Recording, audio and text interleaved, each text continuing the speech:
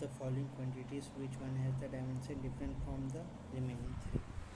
Energy density, energy density मतलब energy, energy और by volume density, energy by density volume.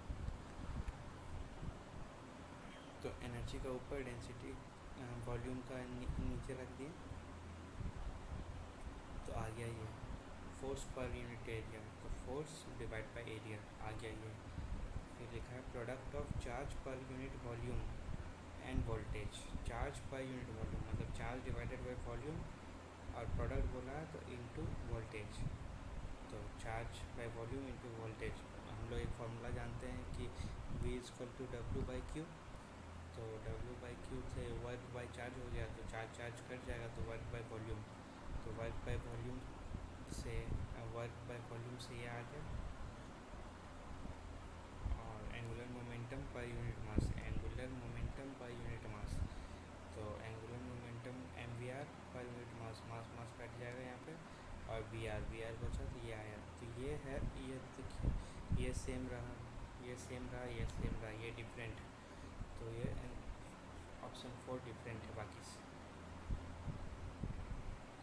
Question number 7, AB are related, A by B is equal to m, where m is linear mass density and dimension of B will be A by B दिया हुआ है m और m दिया हुआ है linear mass density, मतलब mass by length, linear mass density, mass by length. तो ए का हमको पता है फोर्स है, तो फोर्स का डायमेंशन लिखें, बी लिखे और ये मास पर यूनिट लेंथ लिखें, तो बी का आ गया।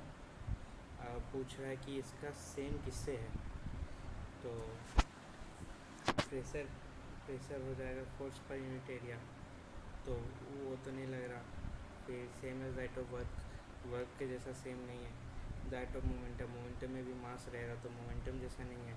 तो हीट एनर्जी देखते हैं, हीट एनर्जी क्या होता है, एल मास हो गया और एल हो गया लेटेंट हीट, तो एनर्जी का यहाँ लिखे और डिवाइड बाय एम किए तो कट गया, तो एल लेटेंट हीट का आ गया ये, और ये इससे सेम, तो ऑप्शन नंबर 4।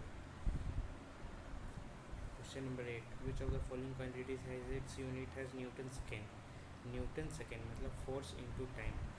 तो इसमें चेक किया एनर्जी हो गया फोर्स इनटू डिस्प्लेसमेंट, तो एनर्जी में आ गया नहीं, ये नहीं है।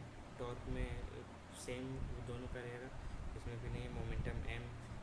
मोमेंटम हो गया mv, इसमें भी mlt-1 है, तो देखते हैं mlt-1 है, तो फोर्स के लिए अगर हम डिवाइड बाई टाइम से ऊपर नीचे अगर मल्टीप्लाई कर देते हैं तो ये आ जाएगा ये न्यूटन सेकेंड, मतलब मोमेंटम एंगुलर मोमेंटम mvr हो जाएगा, तो mvr में भी नहीं आ रहा।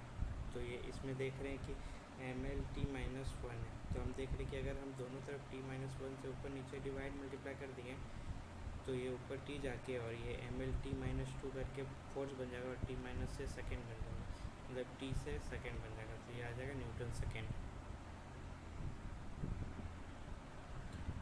Which of the following most precise वही ना होगा जिसमें लिस्ट काउंट बहुत छोटा होगा, लिस्ट काउंट जितना छोटा है उतना ज़्यादा प्रिसाइज, तो लिस्ट काउंट इसका सबसे छोटा है, ये सबसे ज़्यादा प्रिसाइज हुआ। और हम लोग question number 10, the equation of the stationary wave, ये दिया हुआ है इक्वेशन, तब इसमें हमको डायमेंशन चेक करना है। तो हम जानते हैं कि cos थीटा जो होता है डायमेंशन लेस होता है, तो थीटा डायमेंशन लेस हो तो 2π/x/λ हो गया डायमेंशन लेस, और 2π कांस्टेंट है तो कांस्टेंट गया, तो x हो जाएगा लैम्डा के डायमेंशन के बराबर। लैम्डा होता है लेंथ, तो x का डायमेंशन हो गया l, और यहाँ पे 2π/ct लैम्डा भी कांस्टेंट हो जाएगा क्योंकि साइन थीटा है, वो कांस्टेंट हो जाएगा। 2π खत्म, ct हो जाएगा लैम्डा, ct और ये हो गया लेंथ के बराबर हो जाएगा ct का। तो अब इसमें पूछ रहा है the unit of ct same that of lambda, ct का यूनिट और रॉन्ग पूछ रहा है स्टेटमेंट, तो ये तो सही स्टेटमेंट है।